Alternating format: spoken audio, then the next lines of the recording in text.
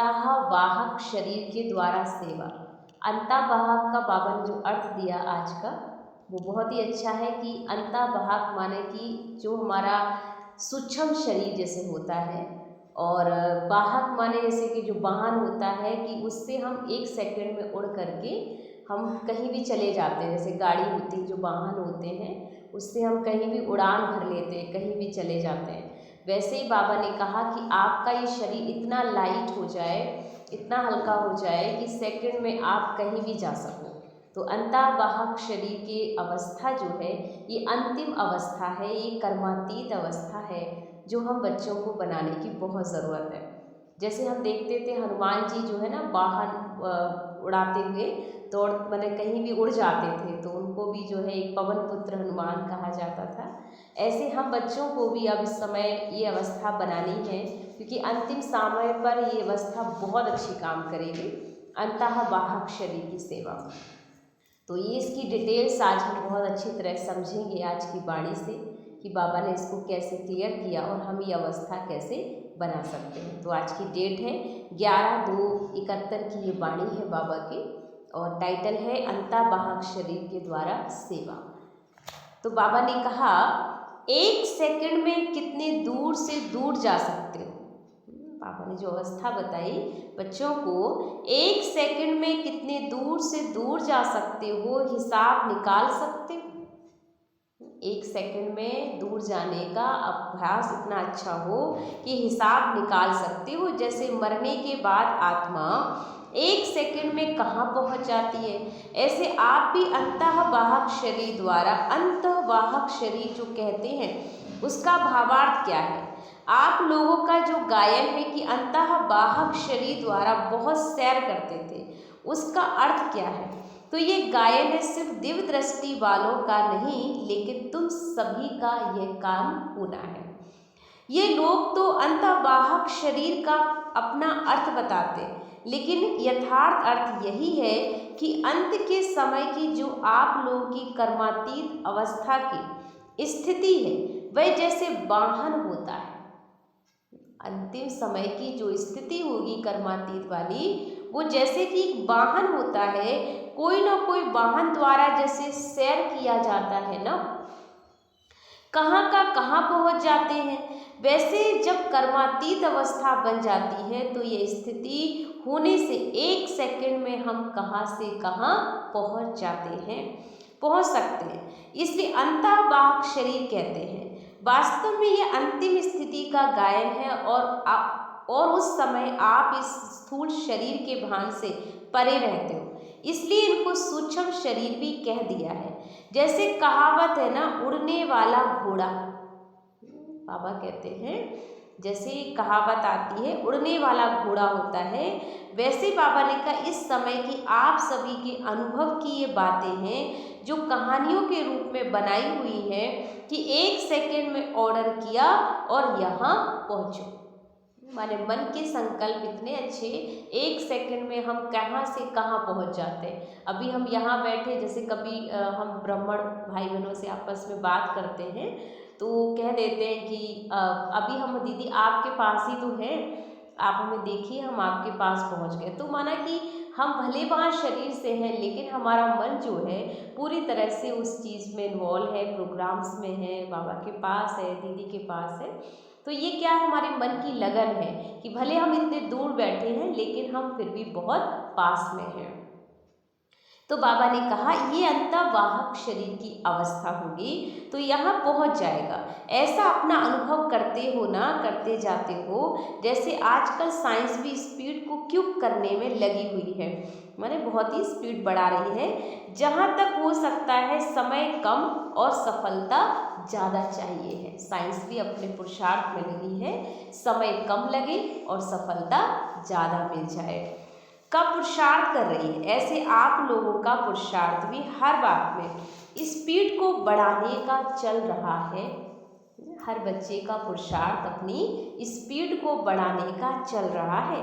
जितनी जितनी कि जिसकी स्पीड बढ़ेगी, उतना ही अपने फाइनल स्टेज के नज़दीक आएंगे। स्पीड ही हमको फाइनल रिजल्ट के नज़दीक लेकर आएगी। स्पीड से स्टेज तक पहुँचेंगे तो अपनी स्पीड से स्टेज को परख सकते हो। बाबा ने कहा अपनी स्पीड से जो है स्टेज को परख सकते हो कि मेरी स्टेज क्या है, मेरी अवस्था क्या है, स्थिति क्या है, ये हमें अपनी स्पीड से परखना होगा। तो अभी समय अब है, अभी सभी महान माने जो शिवरात्रि का टाइम चल रहा है, तो अभी सभी महान पर्व शिवरात्रि मनाने का प्लान बना रहे हो। फिर नवीनता क्या सोची है, झंडा लहराएंगे, तो अपने अपने सेवा केंद्रों पे झंडा लहराओ। तो बाबा ने कहा झंडा लहराने की बात रखी आज, तो झंडा लहराना माना कि दिलों में भी एक झंडा लहराए। बाबा का झंडा स्थूल तो सेवा केंद्रों पे लहर रहा है, घरों में भी अब तो आजकल बाबा के बच्चों के झंडे लहरते हैं। मुझे बहुत अच्छा उस दिन बहन का अनुभव लगा था।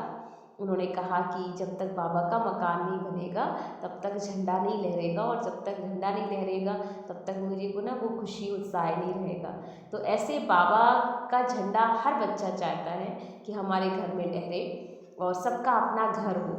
ये हजारों भाई बहनों के अनुभव सुनते हैं तो बहुत अच्छा लगता है कि जो लोगों ने संकल्प किया कि जल्दी बाबा हमें घर दे दो और हमारा घर में आपका झंडा फहर जाए, और उनके संकल्प पूरे हो गए तो उनके लिए दिल से बधाई है। लेकिन साथ साथ कुछ ऐसे भी होंगे जिनके घर में वो झंडा नहीं लहर पा रहा है, तो उसमें उदास होने की भी कोई आवश्यकता नहीं है, क्योंकि हमें ध्यान रखना है कि बाबा का झंडा हमारे दिल में लहरा जाए। हर आत्मा के दिल में हम बाबा की छाप लगा दें, अपने जीवन चरित्र से सबकी ज्योति जगा दें। तो ऐसा कुछ अगर आप कर रहे हैं तो भी समझ लीजिए कि झंडा आपने बाबा का लहरा दिया। तो बाबा ने कहा कि देखो अपने अपने सेवा केंद्र पे झंडा भले लहराओ, लेकिन हर एक आत्मा के दिल पर बाबा की प्रत्यक्षता का भी झंडा लहराना है। और वह तब होगा जब शक्ति स्वरूप की प्रत्यक्षता होगी, और शक्ति स्वरूप से ही सर्वशक्तिवान को प्रत्यक्ष कर सकते हो। जब शक्तियाँ प्रत्यक्ष होंगी तभी शिव बाबा भी प्रत्यक्ष हो जाएगा। तो शक्ति स्वरूप अर्थात संघारी और अलंकारी बनना है। संघारी भी बनना है और अलंकारी भी बनना है। संघारी का रूप जो है एकदम शक्ति का रूप दिखाते हैं, तो एक तरफ अपना जो रूप है वो बहुत ही एकदम जैसे काली का रूप दिखाया गया है, शक्ति का प्रतीक है रूप, संघारी रूप। और दूसरा अलंकारी माना कि जो बाबा ने इतने सारे देवियों को अष्टभुजा धारणी अलंकार दिए हुए हैं, शंख है, गदा है, जो ऐसे चक्र है, तो बहुत सारा कमल का फूल है, तो ये सभी एक अलंकार है। तो बाबा ने कहा संघारी भी बनना है और हमें अलंकारी भी बनना है। जिस समय स्टेज पर आते हो उस समय पहले अपनी स्थिति की स्टेज अच्छी तरह से ठीक बनाकर फिर उस स्टेज पर आओ। जब भी स्टेज पे जाओ तो पहले उस अवस्था की स्थिति बनाकर फिर स्टेज पे आओ, जिससे लोगों को आपकी आंतरिक स्टेज का साक्षात्कार होगा। क्योंकि स्टेज पे बहुत सारे लोग देख रहे होते हैं हमें, तो हमें ना अपनी अवस्था इतनी अच्छी बनानी है कि स्टेज पे जा कर के ना वो रूप दिखाई दे। मेरा खुद का मानना है कि अक्सर ऐसा होता है कि जब हम स्टेज पे जाते हैं तो लोगों को कुछ और ही रूप दिखाई देता है। सब कह भी देते हैं कि जब कोई भी बहन भी मुरली सुनाए तो अगर वो स्टेज पे होती है तो लोगों को एक देवी का रूप दिखती है, एक शक्ति का रूप दिखती है, एक बाबा समान दिखती है। और जब वो बहन एक साधारण मिलने में होती है तो उस समय का रूप अलग होता है। तो बाबा कहते हैं ना स्टेज पे बाबा की पावर भी काम करती है और आपकी अवस्था भी काम करती है, क्योंकि उस समय हमारा पूरा अटेंशन बाबा की क्लास पर होता है। तो इसलिए बाबा ने अटेंशन दिलाया कि जब भी आप स्टेज पर होते हो तो उस अवस्था में स्थित होकर के आपको क्लास करानी है, जिससे लोगों को आपकी आंतरिक स्टेज का साक्षात्कार हो जाए। जैसे और तैयारियां करते हो वैसे यह भी अपनी तैयारी देखो कि अलंकारी बनकर स्टेज पे आ रही हो। लाइट हाउस वाइट हाउस दोनों ही स्वरूप इमर्स रूप में हो आपके। जब दोनों स्वरूप होंगे तब ठीक रीति से गाइड बन सकेंगे। आपके बाप शब्द में इतना स्नेह और शक्ति भरी हुई हो जो ये शब्द ज्ञान अंजन का काम कर जाए। जैसे हम बहुत प्यार से कहते हैं ना बाबा, जैसे बाबा को बोलते ही साथ ना ऐसे मुख मीठा हो जाता है, और जो सुनते हैं ना वो कहते हैं ना बहुत अलग लगती हैं आपकी बातें ना, इतना प्यार से आप लोग बोलते हो, इतना मीठा बोलते हो। तो शब्द वही होते हैं जो वो लोग भी बोलते हैं, लेकिन बाबा का प्यार भरा होता है ना, तो उन शब्दों में एक बहुत बड़ी ऊर्जा काम करती है। तो बाबा ने कहा कि आपका ज्ञान अंजन का काम करेगा, इसलिए अनाथ को भी सनाथ बना दे, है ना। कोई भी आपके पास आए तो भटका हुआ एक इंसान भी, उसको भी रास्ता मिल जाए, उसको भी एक अपना माई बाप मिल जाए, तो अनाथ को भी हम सनाथ बना सकते हैं अपनी अवस्था से। तो इस एक शब्द में इतनी शक्ति भरो, जिस समय स्टेज पर आते हो उस समय की स्थिति एक तो तरस की हो, दूसरी तरफ कल्याण की भावना हो, और तीसरी तरफ अति स्नेह के शब्द हो, और बाबा ने कहा चौथी तरह से स्वरूप में शक्ति रूप की झलक हो। तो अपनी स्मृति स्थिति को ऐसा पावरफुल बनाकर ऐसे समझो कि अपने कई समय के पुकारती हुई भक्तों को अपने द्वारा बाबा का साक्षात्कार कराने के लिए आई हो। तो फिर से सुन लेंगे एक बार, बहुत अच्छी बात कही आज बाबा ने क्लास में। बाबा ने कहा इस एक शब्द में इतनी शक्ति भरो, जिस समय स्टेज पर आते हो उस समय की स्थिति एक तो तरस की होनी चाहिए, नोट कर ले, एक अवस्था हमारी तरस की होनी चाहिए, उस वक्त हमें तरस आना चाहिए उन सभी लोगों के ऊपर। और दूसरा बाबा ने कहा कि दूसरी तरफ कल्याण की भावना होनी चाहिए उन लोगों की तरफ आपकी, और तीसरी तरफ बाबा ने कहा अति स्नेह के शब्द होने चाहिए आपके अंदर ना, सभी के लिए एक तो प्यार भरा होना चाहिए, कल्याण की भावना भरी होनी चाहिए, तरस की भावना भरी होनी चाहिए, और चौथा स्वरूप क्या हो, चौथी तरफ स्नेह स्वरूप में शक्ति रूप की झलक होनी चाहिए। तो अपनी स्मृति और स्थिति को ऐसा पावरफुल बनाओ, ऐसे समझो कि अपने कई समय के पुकारते हुए भक्तों को अपने द्वारा बाबा का साक्षात्कार कराने के लिए मैं यहाँ आई हुई हूँ, और इस रीति से अपने रूहानी रूप, रूहानी दृष्टि, कल्याणकारी वृत्ति द्वारा बाबा को प्रत्यक्ष कर सकती हूँ। अगर मैंने ये सेवा शुरू कर दी 4 स्वरूप की, तो बाबा ने कहा ना बहुत अच्छी सेवा हम बच्चे कर सकते हैं, क्योंकि हर आत्मा के प्रति हमारे मन में तरस का भाव हो, स्नेह का भाव हो, शुभ भावनाओं का भाव हो। बाबा ने दूसरी बात कही कि रहम का भी भाव होना चाहिए, क्योंकि हर आत्मा अपने आप में कहीं ना कहीं निर्दोष है, अपने ही संस्कार के वश है। इसलिए कल्याणकारी वृत्ति द्वारा बाबा को प्रत्यक्ष कर सकते हो। समझा क्या करना है, सिर्फ भाषण की तैयारी नहीं करनी, लेकिन भाषण की तैयारी ऐसी करो जो भाषण द्वारा भाषा से भी परे स्थिति में ले जाने का अनुभव कराओ। भाषण की तैयारी ज़्यादा करते हो, लेकिन रूहानी आकर्षण स्वरूप की स्मृति में रहने की तैयारी पर अटेंशन कम देते हो।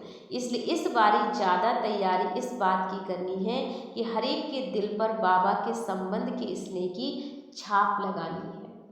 तो हर आत्मा के दिल पर बाबा के संबंध की छाप लगानी है। मधुबन वाले क्या सर्विस करेंगे, मधुबन वालों को उस दिन खास बाप दादा अव्यक्त वतन में आने का निमंत्रण दे रहे हैं। वहाँ वतन में आकर सभी तरफ की सर्विस को देख सकेंगे। शाम 7 बजे से 9 बजे तक 1-2 घंटे खास सैर कराएंगे। जैसे संदेशियों को ले जाते हैं सभी स्थानों की सैर कराने, इसी रीति से मधुबन वालों को यहाँ बैठे हुए सर्व स्थानों की सर्विस की सैर कराएंगे। बाबा कहते बाबा के घर बुलाकर उन सभी को सैर कराएंगे बाबा। अगर बिना मेहनत के सारा सैर कर लो तो और क्या चाहिए। इसलिए मधुबन वाले उस दिन अपने को इस स्थूल देह से परे अव्यक्त वतनवासी समझकर बैठेंगे। तो सारे दिन में बाबा ने कहा सारे दिन में जो अवस्था होगी वह अनुभव करेंगे। फिर सुनाना क्या अनुभव किया उस दिन। अगर अपना बाबा ने कहा उस दिन भी बाबा ने कहा अगर थोड़ा भी पुरुषार्थ करेंगे तो सहज ही अनोखे भिन्न भिन्न अनुभव करने के वरदान को पा सकेंगे। तो समझा 7 से 9 शाम को खास याद का प्रोग्राम रखना है। जो भी टाइम शाम का होता है बहुत अच्छा समय होता है। उस समय हम याद का प्रोग्राम बहुत अच्छा बना सकते हैं। तो 7 बजे से 9 बजे तक का टाइम बाबा कहते हैं बहुत अच्छा समय होता है। वो भी बहुत अच्छी ब्रह्म मुहूर्त की बेला होती है। इसीलिए भक्ति में भी शाम का ये टाइम बहुत अच्छी जगह पर लोग यूज़ करते हैं। लेकिन विशेष ये सैर का समय भी है। ऐसे समय पर हर एक यथाशक्ति अनुभव कर सकेंगे। मधुबन वाले विशेष स्नेही हैं, इसलिए विशेष निमंत्रण है। सिर्फ बुद्धि द्वारा अपने इस देह के भान से अलग होकर के बैठना, फिर ड्रामा में जो अनुभव होने हैं वह होते रहेंगे। संदेशियों के लिए तो साक्षात्कार कॉमन बात है, लेकिन बुद्धि द्वारा भी ऐसे अनुभव कर सकते हो। इतना स्पष्ट होगा जैसे इन आँखों से देखा हुआ अनुभव है। माने हर आत्मा को आप ऐसे अनुभव करेंगे जैसे इन आँखों से हम सब कुछ देख रहे हैं। तो बाबा कहते हैं ना कि ये समय बहुत अच्छा है कि हम इस समय बैठ करके रूहानी ड्रिल करें। बाबा का ज्ञान योग सुन रहे हैं, उस पर हम उड़ान भरें अपने आप का, एक सही जगह पर हमारा समय सफल हो रहा है। तो बाबा ने कहा इतना स्पष्ट होगा जैसे इन आँखों से देखा हुआ अनुभव होता है। अच्छा, अब बाबा ने टीचर्स के साथ थोड़ी सी मुलाकात की है। इस ग्रुप को कौन सा ग्रुप कहेंगे? Speakers group. स्पीकर्स अर्थात स्पीच करने वाले, स्पीच के साथ स्पीड भी हो। टीचर्स का जो रोल होता है, स्पीच के साथ बाबा ने कहा स्पीड भी हो, क्योंकि स्पीच के साथ साथ अगर पुरुषार्थ की स्पीड भी है तो ऐसे स्पीच करने वाले के प्रभाव से विश्व का कल्याण हो सकता है।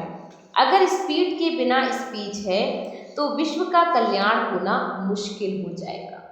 अगर बाबा ने कहा कि अगर स्पीच भी पावरफुल चाहिए तो स्पीच और स्पीड में चलने वाला ग्रुप है ना, तो बाबा ने कहा अगर स्पीच के बिना स्पीड के बिना स्पीच है, माने आपकी जो गति है वो अगर बाबा कहते हैं उसके बिना स्पीच चल रही है तो विश्व का कल्याण होना मुश्किल हो जाता है। तो ऐसे कहें कि ये स्पीच और स्पीड में चलने वाला ग्रुप है, जिन्हों की स्पीच भी पावरफुल और स्पीड भी होनी चाहिए पावरफुल। स्पीच हमारे भाषण और स्पीड हमारी जो तीव्र पुरुषार्थ की गति, उनको कहते हैं विश्व कल्याणकारी। मास्टर दुख हरता सुख करता, तो ऐसे कार्य में लगे हुए हो जो दुख हरता सुख करता होता है वह स्वयं इस दुनिया की लहर से भी परे होगा। उन्होंने स्पीच भी दुख की लहर से परे हो जाने वाली होगी। ऐसी स्टेज पर ठहर कर स्पीच करते हो। स्पीच तो स्टेज पर ठहर कर ही की जाती है, तो आप किस स्टेज पर ठहर कर की स्पीच करोगे? जो बाहर की बनी हुई स्टेज होती है उस पर स्पीकर को जिस समय कोई स्थूल स्टेज पर जाना होता है तो पहले अपनी स्थिति की स्टेज तैयार है व नहीं ये चेक करना है। ऐसे स्टेज पर ठहरकर स्पीच करने वाले को कहते हैं श्रेष्ठ स्पीकर। जैसे स्थूल स्टेज को तैयार करने के लिए भी कितना समय परिश्रम करते हैं, ऐसे ही अपनी स्थिति की स्टेज सदैव तैयार रहे उसके लिए भी इतना ही पुरुषार्थ करते हो। ऐसी पावरफुल स्टेज पर ठहरकर स्पीच करने वाले का यहाँ आबू में यादगार है। कौन सा यादगार है? तो बाबा ने कहा दिल वाला। कौन सा यादगार है? दिल वाला है। तो दिल वाला तो याद की यात्रा का यादगार है। गौमुख नहीं देखो, गौमुख किसका यादगार है? तो ये मुख का यादगार है। तो दिल वाला बाबा ने कहा ये आपकी स्टेज का यादगार है और वो मुख जो है आपके मुख का यादगार है। जैसे बाबा का यादगार गौमुख है, क्योंकि मुख द्वारा ही सारा स्पष्ट करते हैं, इसलिए मुख का यादगार बना हुआ है। गौमुख, क्योंकि मुख द्वारा ही सारा स्पष्ट करते हैं, तो स्पीकर का भी काम मुख से है। लेकिन ऐसे जो श्रेष्ठ स्टेज पर ठहर कर स्पीच करते हैं, सदैव एवर रेडी स्टेज हो, ऐसे नहीं कि समय पर तैयार करनी पड़े। एवर रेडी स्टेज होने से जो प्रभाव होता है वह बहुत अच्छा पड़ता है। इसलिए पूछा कि प्रभावशाली हो, इस ग्रुप को प्रभावशाली ग्रुप कहें। सभी सर्टिफिकेट देंगे, अच्छा ग्रुप है। अगर आप सर्टिफिकेट देते हो तो फिर यह सर्व को सेटिस्फाइड करने वाले भी होंगे, क्योंकि संतुष्ट मणियाँ तो होना इसमें हाँ करते हो। अगर खुद संतुष्ट मणि है तो औरों को भी संतुष्ट करेंगे, क्योंकि जो खुद संतुष्ट मणि रहेगा वो सभी को भी संतुष्ट करेगा। इसलिए बाबा ने कहा आप सभी संतुष्ट मणियाँ हो। टीचर्स का भी पेपर होता है। कैसे? टीचर का पेपर सूक्ष्म वतन से आता है। टीचर का पेपर कदम कदम पर होता है। जो भी कदम उठाते हो वह ऐसा ही समझ कर उठाना चाहिए कि पेपर हॉल में बैठकर कदम उठाती हो, क्योंकि स्पीकर अर्थात स्टेज पर बैठे तो जो भी सामने स्टेज पर होता है उसके ऊपर सभी की नज़र होती है। आप लोग भी ऊंची स्टेज पर बैठे हो, अनेक आत्माओं की निगाहें आप लोगों के कदम पर है, तो आपको कदम कदम पर ऐसा अटेंशन से कदम उठाना है। अगर एक कदम भी ढीला व कुछ भी नीचे ऊपर उठता है तो अनेक आप लोगों को फॉलो करेंगे। इसलिए टीचर्स को जो भी कदम उठाना है वह ऐसा सोचकर उठाना है, क्योंकि ताजधारी बने होना। तो ताज कौन सा मिला? जिम्मेवारी का ताज। जितनी बड़ी जिम्मेवारी उतना बड़ा ताज। तो जो भी बड़ी जिम्मेवारी मिली है तो अपने को ऐसा निमित्त बनी हुई समझ करके फिर कदम उठाओ। तो अभी अलबेलापन नहीं। ताज व तख्तधारी बनने के बाद अलबेलापन समाप्त हो जाता है। तो अलबेलापन अर्थात पुरुषार्थ में अलबेलापन। इस ग्रुप को सदैव यह समझना चाहिए, जो भी कदम व कर्म होता है वह हर कर्म विश्व के लिए एक एग्जाम्पल बनकर रहे, क्योंकि आप लोगों के इन कर्मों की कहानियों के रूप में यादगार बनेगा। आप लोगों के ये चरित्र गायन योग बनेंगे। इतनी जिम्मेवारी समझकर चलते हो तो यह इस जिम्मेवार ग्रुप की विशेषताएं हैं। बाबा ने याद किया ये सारा ही जिम्मेवार ग्रुप है, तो जितना जिम्मेवार है उतना ही हल्का रहोगे। हम अंतर्वाहक होकर के बहुत बड़ी सेवा कर सकते हैं। स्टेज पर भी बाबा ने हमें कैसे स्पीड और स्पीच को लेकर के बात की, कैसे हम उसको भी बहुत अच्छा कर सकते हैं, सेवा कर सकते हैं, क्योंकि टीचर्स का तो काम ही सेवा करना होता है। लेकिन पहले खुद करना है, फिर बाबा ने कहा दूसरों को भी कराना है। खुद भी संतुष्ट रहना है, दूसरों को भी संतुष्ट करना है, तब जाकर बाबा की सेवा हो सकती है। तो आज की मुरली का ये बाबा का बहुत ही सुंदर सार था। ओम शांति।